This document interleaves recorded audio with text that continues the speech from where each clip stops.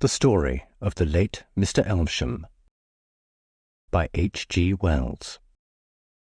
I set this story down, not expecting it will be believed, but, if possible, to prepare a way of escape for the next victim. He, perhaps, may profit from my misfortune. My own case, I know, is hopeless, and I am now in some measure prepared to meet my fate. My name is Edward George Eden. I was born at Trentham in Staffordshire, my father being employed in the gardens there. I lost my mother when I was 3 years old, and my father when I was 5, my uncle, George Eden, then adopting me as his own son. He was a single man, self-educated, and well known in Birmingham as an enterprising journalist. He educated me generously, fired my ambition to succeed in the world, and at his death, which happened 4 years ago, left me his entire fortune, a matter of about £500 after all outgoing charges were paid. I was then 18. He advised me in his will to expend the money in completing my education. I had already chosen the profession of medicine, and through his posthumous generosity and my good fortune in a scholarship competition, I became a medical student at University College, London. At the time of the beginning of my story, I lodged at 11A University Street, in a little upper room, very shabbily furnished and draughty, overlooking the back of Shoolbred's premises. I used this little room both to live in and sleep in, because I was anxious to eke out my means to the very last shillingsworth. I was taking a pair of shoes to be mended at a shop in the Tottenham Court Road when I first encountered the little old man with the yellow face, with whom my life has now become so inextricably entangled. He was standing on the curb and staring at the number on the door in a doubtful way as I opened it. His eyes, they were dull grey eyes, and reddish under the rims, fell to my face, and his countenance immediately assumed an expression of corrugated amiability. "You come," he said, "apt to the moment. I had forgotten the number of your house. How do you do, Mr. Eden?" I was a little astonished at his familiar address, for I had never set eyes on the man before. I was a little annoyed, too, at his catching me with my boots under my arm. He noticed my lack of cordiality. "Wonder who the deuce I am, eh? A friend, let me assure you. I have seen you before, though you haven't seen me. Is there anywhere where I can talk to you?" I hesitated. The shabbiness of my room upstairs was not a matter for every stranger. "Perhaps," said I, "we might walk down the street. I'm unfortunately prevented." My gesture explained the sentence before I had spoken it. "The very thing," he said, and faced this way and then that. "The street? Which way shall we go?" I slipped my boots down in the passage. "Look here," he said abruptly. "This business of mine is a rigmarole. Come and lunch with me, Mr. Eden. I'm an old man, a very old man, and not good at explanations, and what with my piping voice and the clatter of the traffic." He laid a persuasive, skinny hand that trembled a little upon my arm.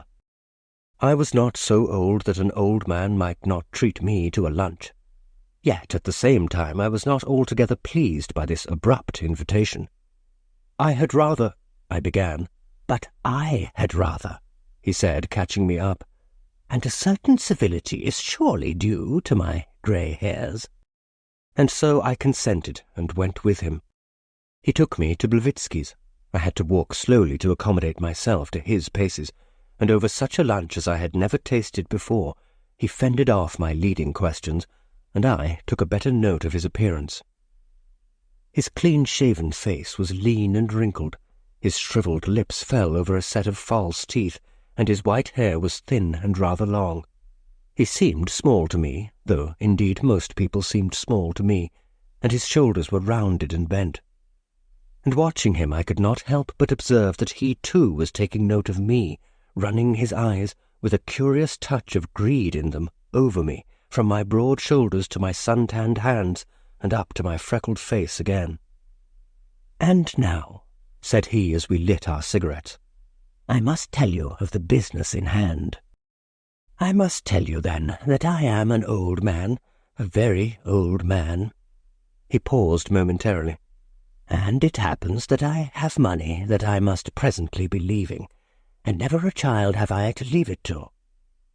I thought of the confidence trick, and resolved I would be on the alert for the vestiges of my £500.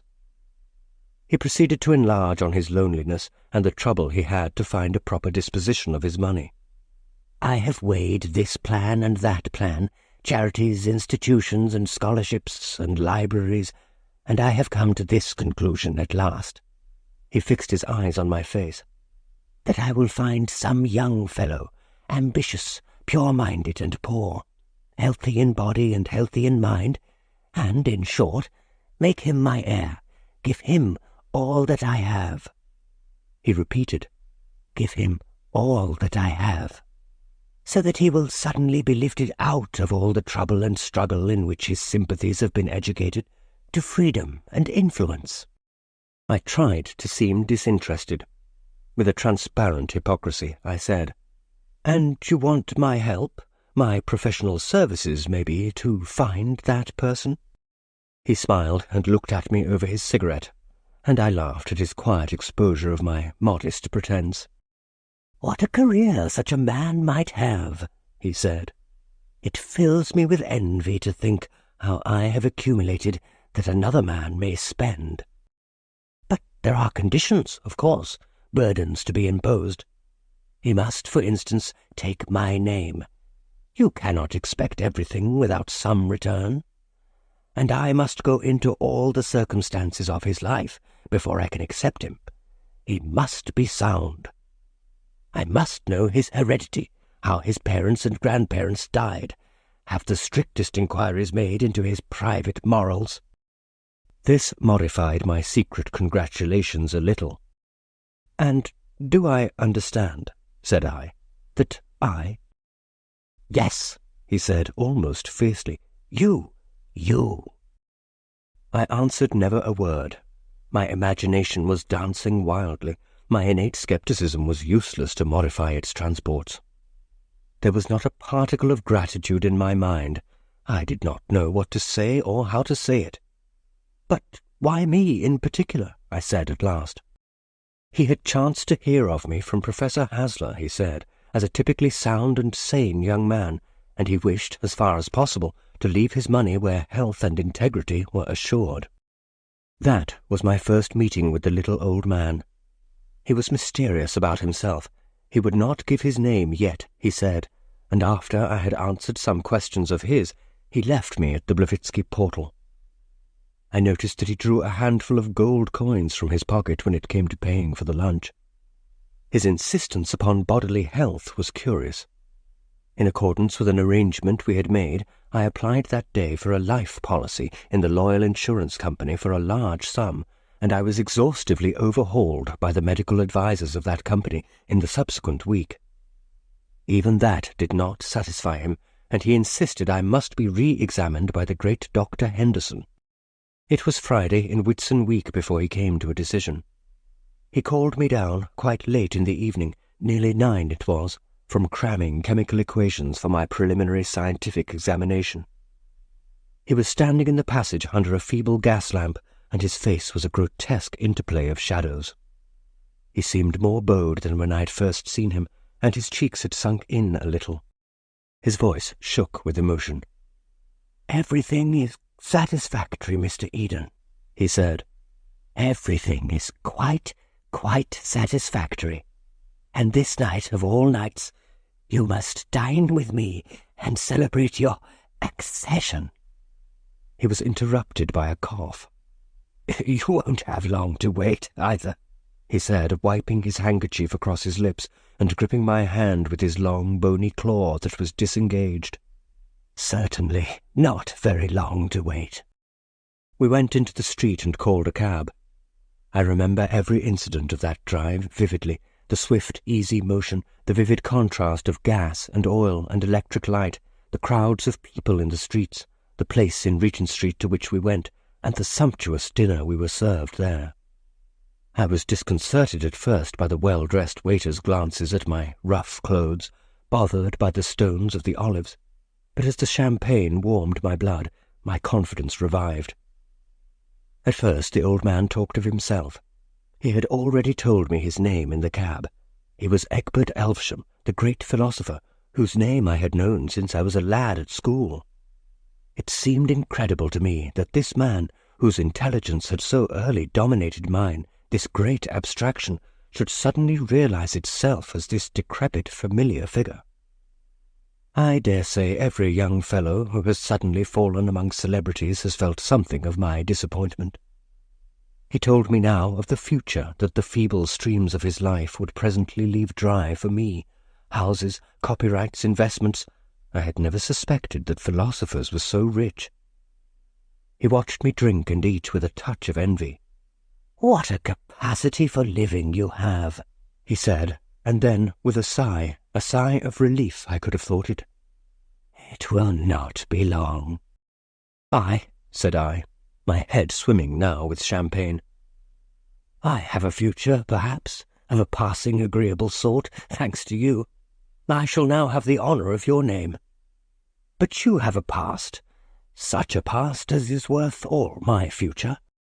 He shook his head and smiled, as I thought, with half-sad appreciation of my flattering admiration. "That future," he said, "would you in truth change it?" The waiter came with liqueurs. "You will not perhaps mind taking my name, taking my position, but would you, indeed, willingly take my years?"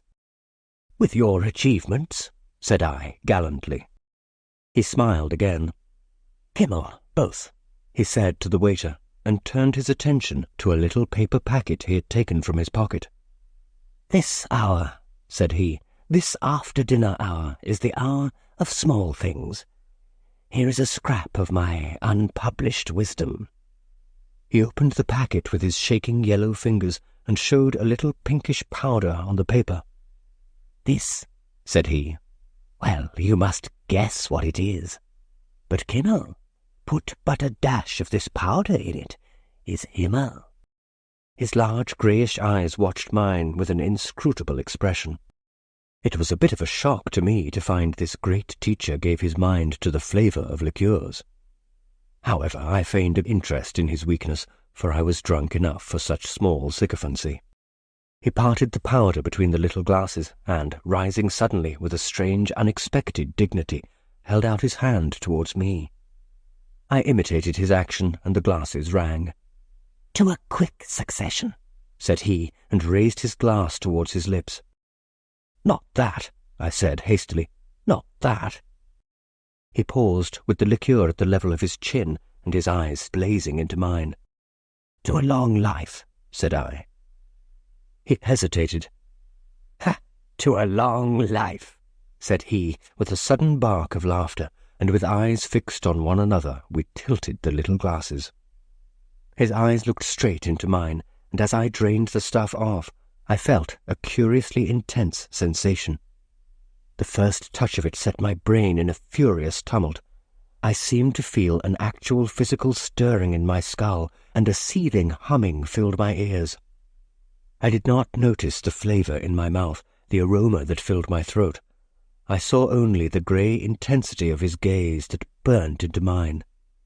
The draught, the mental confusion, the noise and stirring in my head seemed to last an interminable time. Curious vague impressions of half-forgotten things danced and vanished on the edge of my consciousness. At last he broke the spell. With a sudden explosive sigh he put down his glass.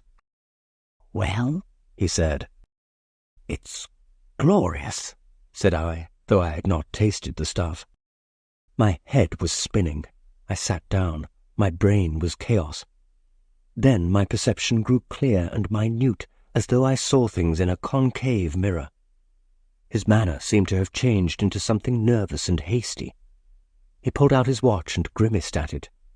11:07, and tonight I must 7:25. Waterloo. I must go at once."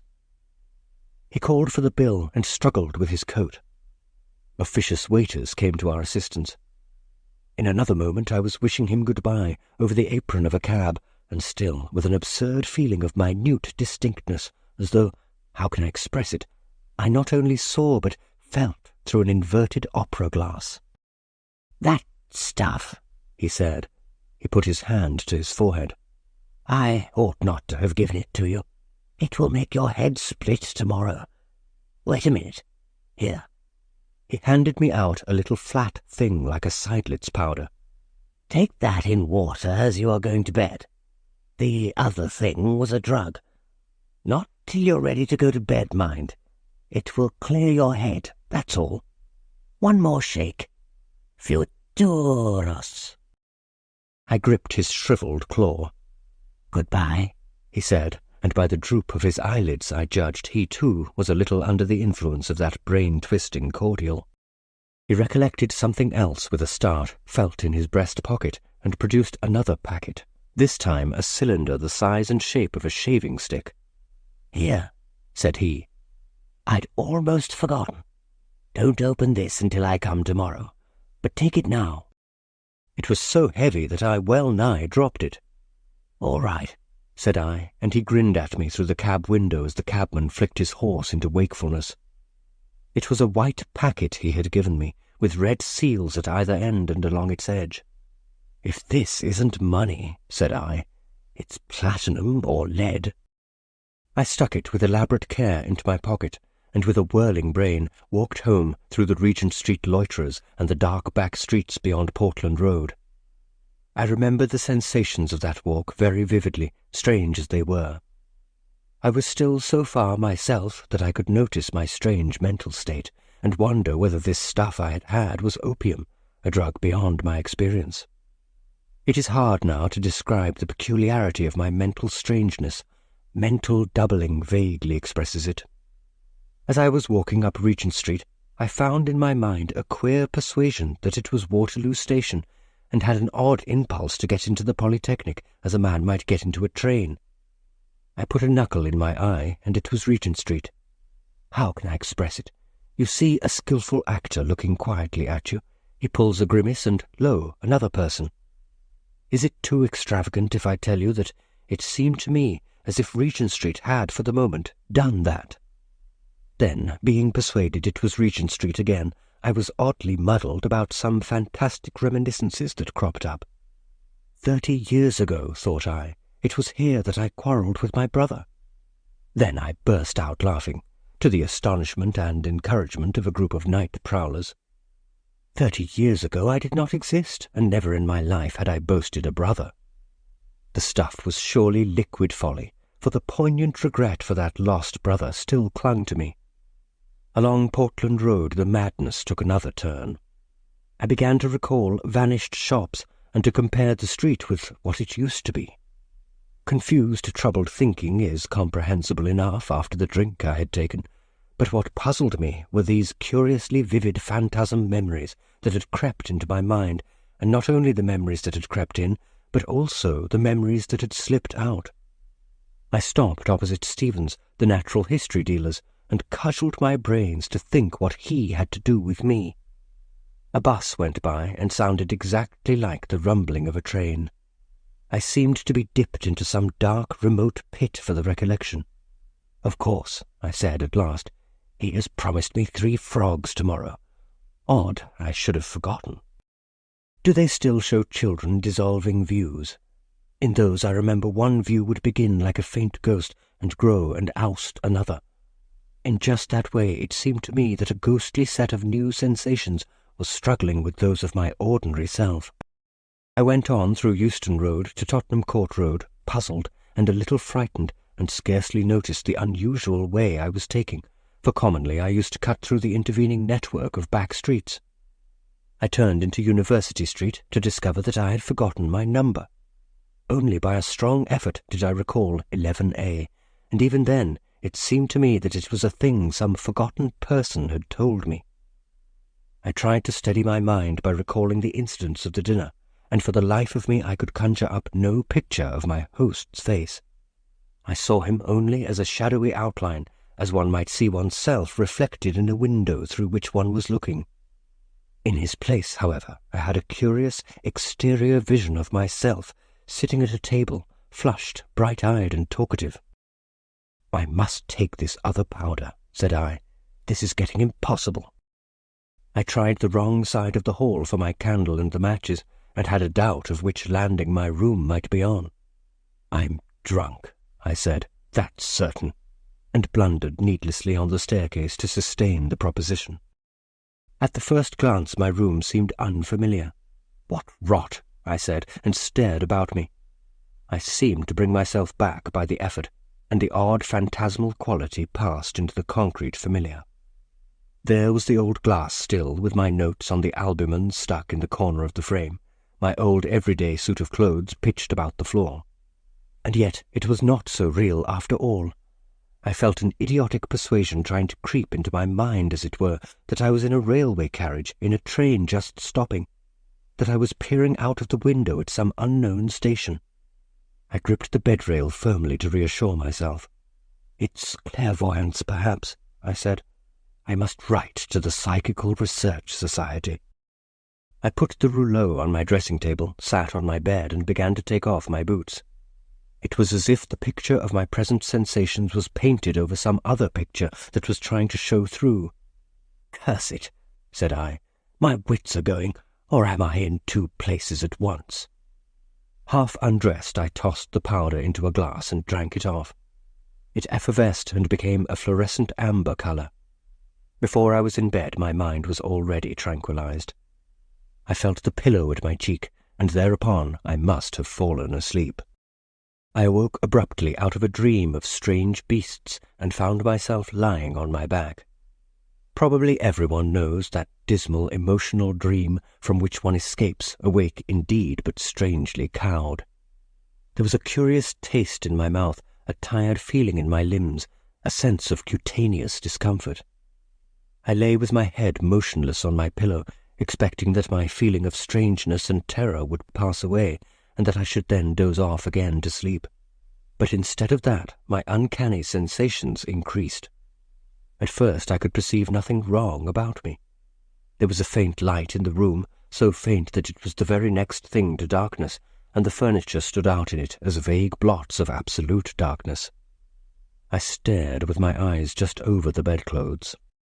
It came into my mind that someone had entered the room to rob me of my rouleau of money, but after lying for some moments, breathing regularly to stimulate sleep, I realized this was mere fancy. Nevertheless, the uneasy assurance of something wrong kept fast hold of me. With an effort, I raised my head from the pillow and peered about me at the dark. What it was I could not conceive. I looked at the dim shapes around me, the greater and lesser darknesses that indicated curtains, table, fireplace, bookshelves, and so forth. Then I began to perceive something unfamiliar in the forms of the darkness. Had the bed turned round? Yonder should be the bookshelves, and something shrouded and pallid rose there, something that would not answer to the bookshelves, however I looked at it. It was far too big to be my shirt thrown on a chair. Overcoming a childish terror, I threw back the bedclothes and thrust my leg out of bed. Instead of coming out of my truckle bed upon the floor, I found my foot scarcely reached the edge of the mattress. I made another step, as it were, and sat up on the edge of the bed. By the side of my bed should be the candle and the matches upon the broken chair. I put out my hand and touched nothing. I waved my hand in the darkness, and it came against some heavy hanging, soft and thick in texture, which gave a rustling noise at my touch. I grasped this and pulled it. It appeared to be a curtain suspended over the head of my bed. I was now thoroughly awake and beginning to realize that I was in a strange room. I was puzzled. I tried to recall the overnight circumstances, and I found them now, curiously enough, vivid in my memory. The supper, my reception of the little packages, my wonder whether I was intoxicated, my slow undressing, the coolness to my flushed face of my pillow. I felt a sudden distrust. Was that last night or the night before? At any rate, this room was strange to me, and I could not imagine how I had got into it. The dim, pallid outline was growing paler, and I perceived it was a window, with the dark shape of an oval toilet glass against the weak intimation of the dawn that filtered through the blind. I stood up and was surprised by a curious feeling of weakness and unsteadiness. With trembling hands outstretched, I walked slowly towards the window, getting, nevertheless, a bruise on the knee from a chair by the way. I fumbled round the glass, which was large, with handsome brass sconces, to find the blind cord. I could not find any. By chance I took hold of the tassel, and with the click of a spring the blind ran up. I found myself looking out upon a scene that was altogether strange to me. The night was overcast, and through the flocculent grey of the heaped clouds there filtered a faint half-light of dawn. Just at the edge of the sky the cloud canopy had a blood-red rim. Below everything was dark and indistinct, dim hills in the distance, a vague mass of buildings running up into pinnacles, trees like spilt ink, and below the window a tracery of black bushes and pale grey paths. It was so unfamiliar that for the moment I thought myself still dreaming. I felt the toilet table. It appeared to be made of some polished wood, and was rather elaborately furnished. There were little cut-glass bottles and a brush upon it. There was also a queer little object, horseshoe-shaped it felt, with smooth, hard projections, lying in a saucer. I could find no matches nor candlestick. I turned my eyes to the room again. Now the blind was up. Faint spectres of its furnishing came out of the darkness. There was a huge curtained bed, and the fireplace at its foot had a large white mantle with something of the shimmer of marble. I leant against the toilet table, shut my eyes and opened them again, and tried to think. The whole thing was far too real for dreaming.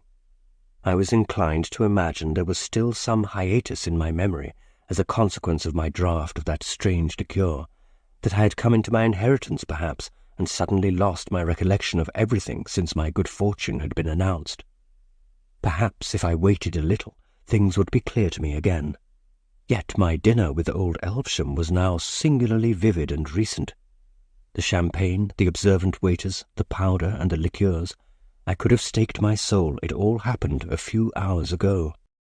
And then occurred a thing so trivial and yet so terrible to me that I shiver now to think of that moment. I spoke aloud. I said, "How the devil did I get here?" And the voice was not my own. It was not my own. It was thin, the articulation was slurred, the resonance of my facial bones was different. Then, to reassure myself, I ran one hand over the other, and felt loose folds of skin, the bony laxity of age. "Surely," I said in that horrible voice that had somehow established itself in my throat, "surely this thing is a dream." Almost as quickly as if I did it involuntarily, I thrust my fingers into my mouth. My teeth had gone. My fingertips ran on the flaccid surface of an even row of shriveled gums. I was sick with dismay and disgust. I felt then a passionate desire to see myself, to realize at once in its full horror the ghastly change that had come upon me. I tottered to the mantel and felt along it for matches. As I did so, a barking cough sprang up in my throat, and I clutched the thick flannel nightdress I found about me. There were no matches there, and I suddenly realized that my extremities were cold. Sniffing and coughing, whimpering a little perhaps, I fumbled back to bed. "It is surely a dream," I whimpered to myself as I clambered back. "Surely a dream." It was a senile repetition. I pulled the bedclothes over my shoulders, over my ears. I thrust my withered hand under the pillow and determined to compose myself to sleep. Of course it was a dream. In the morning the dream would be over, and I should wake up, strong and vigorous again, to my youth and studies. I shut my eyes, breathed regularly, and finding myself wakeful, began to count slowly through the powers of 3. But the thing I desired would not come. I could not get to sleep. And the persuasion of the inexorable reality of the change that had happened to me grew steadily. Presently I found myself with eyes wide open, the powers of 3 forgotten, and my skinny fingers upon my shriveled gums. I was, indeed, suddenly and abruptly an old man. I had, in some unaccountable manner, fallen through my life and come to old age. In some way I had been cheated of all the best of my life, of love, of struggle, of strength, and hope. I grovelled into the pillow and tried to persuade myself that such hallucination was possible. Imperceptibly, steadily, the dawn grew clearer. At last, despairing of further sleep, I sat up in bed and looked about me. A chill twilight rendered the whole chamber visible. It was spacious and well furnished, better furnished than any room I had ever slept in before. A candle and matches became dimly visible upon a little pedestal in a recess. I threw back the bedclothes, and, shivering with the rawness of the early morning, albeit it was summer-time, I got out and lit the candle. Then, trembling horribly so that the extinguisher rattled on its spike, I tottered to the glass and saw Elvesham's face. It was none the less horrible because I had already dimly feared as much. He had already seemed physically weak and pitiful to me, but seen now, dressed only in a coarse flannel nightdress that fell apart and showed the stringy neck, seen now as my own body, I cannot describe its desolate decrepitude. The hollow cheeks, the straggling tail of dirty grey hair, the rheumy bleared eyes, the quivering, shrivelled lips, the lower displaying a gleam of the pink interior lining, and those horrible dark gums showing.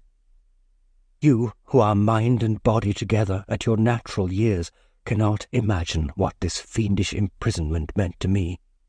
To be young and full of the desire and energy of youth, and to be caught, and presently to be crushed in this tottering ruin of a body. But I wander from the course of my story.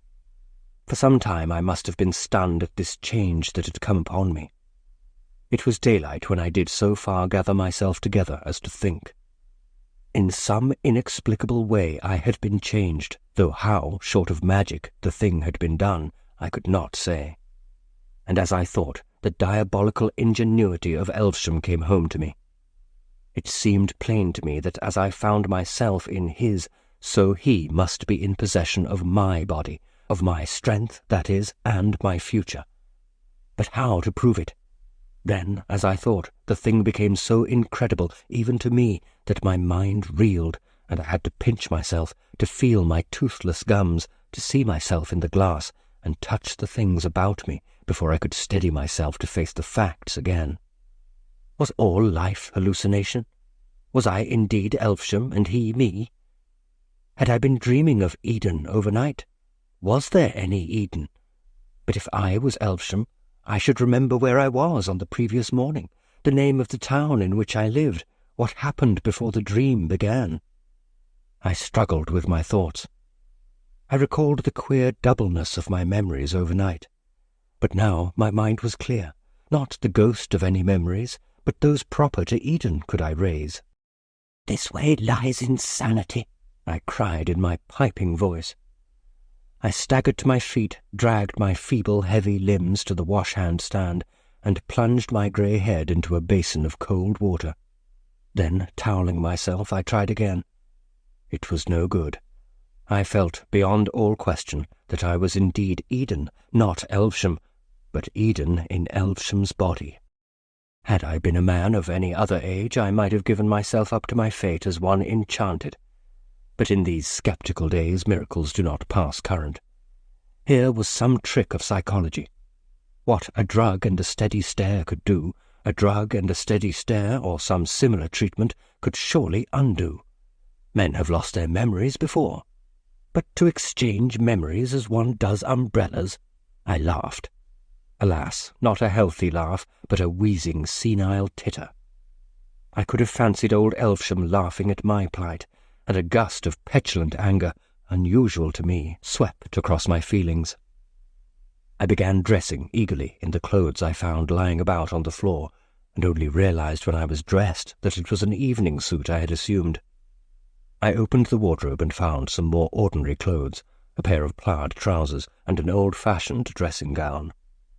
I put a venerable smoking cap on my venerable head, and, coughing a little from my exertions, tottered out upon the landing.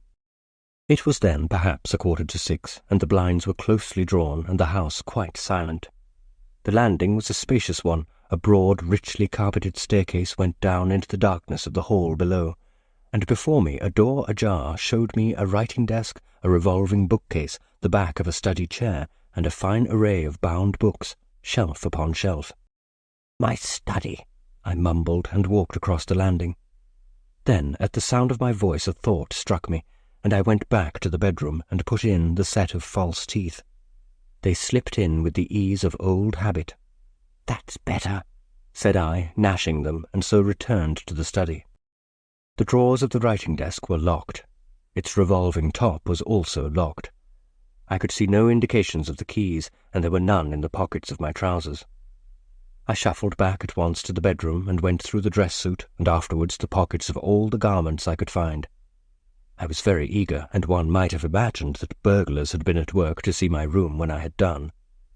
Not only were there no keys to be found, but not a coin nor a scrap of paper, save only the receipted bill of the overnight dinner.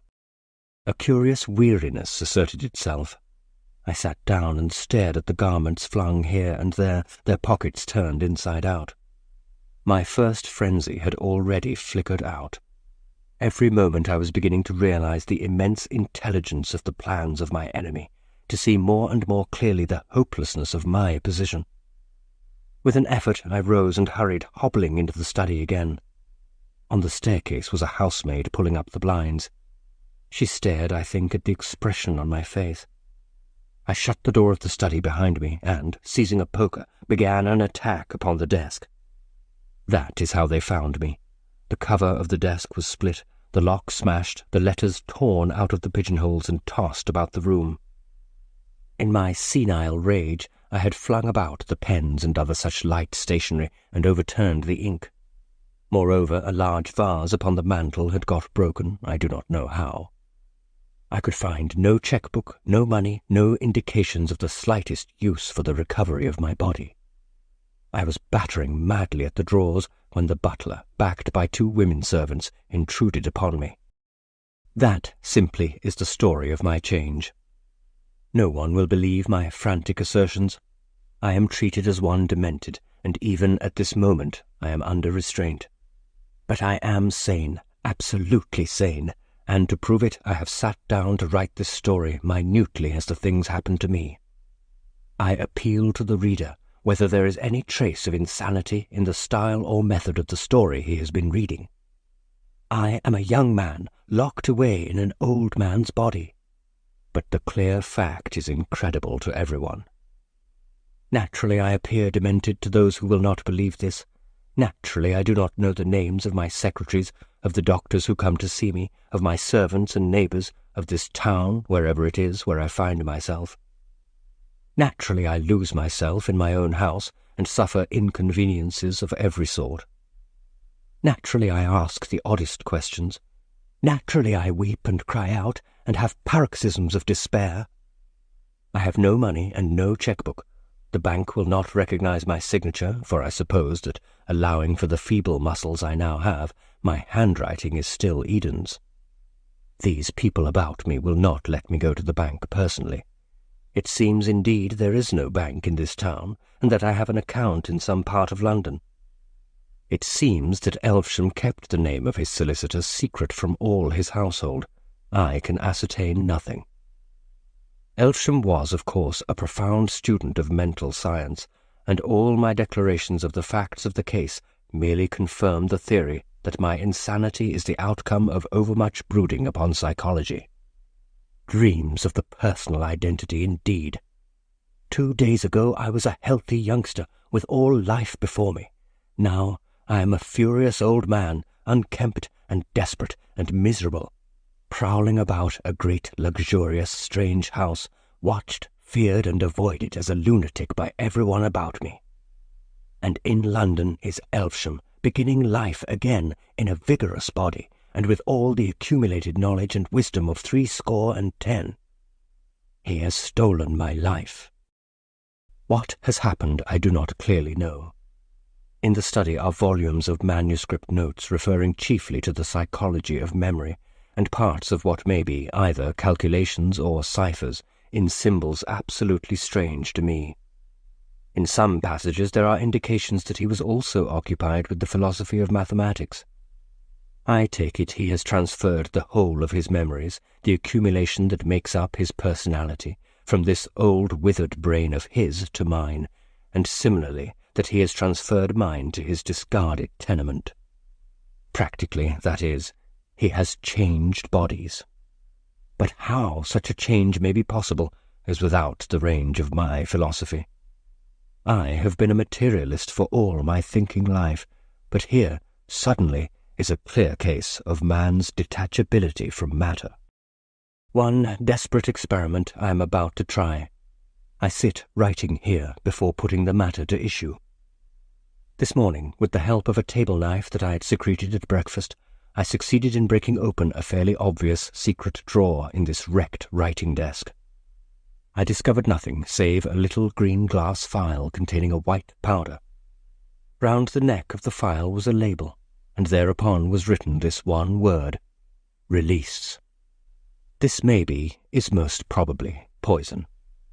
I can understand Elvesham placing poison in my way, and I should be sure that it was his intention so to get rid of the only living witness against him, were it not for this careful concealment. The man has practically solved the problem of immortality. Save for the spite of chance, he will live in my body until it is aged, and then, again, throwing that aside, he will assume some other victim's youth and strength. When one remembers his heartlessness, it is terrible to think of the ever-growing experience that how long has he been leaping from body to body? But I tire of writing. The powder appears to be soluble in water. The taste is not unpleasant. There the narrative found upon Mr. Elvesham's desk ends. His dead body lay between the desk and the chair. The latter had been pushed back, probably by his last convulsions. The story was written in pencil and in a crazy hand, quite unlike his usual minute characters. There remain only 2 curious facts to record. Indisputably there was some connection between Eden and Elvesham, since the whole of Elvesham's property was bequeathed to the young man. But he never inherited. When Elvesham committed suicide, Eden was, strangely enough, already dead.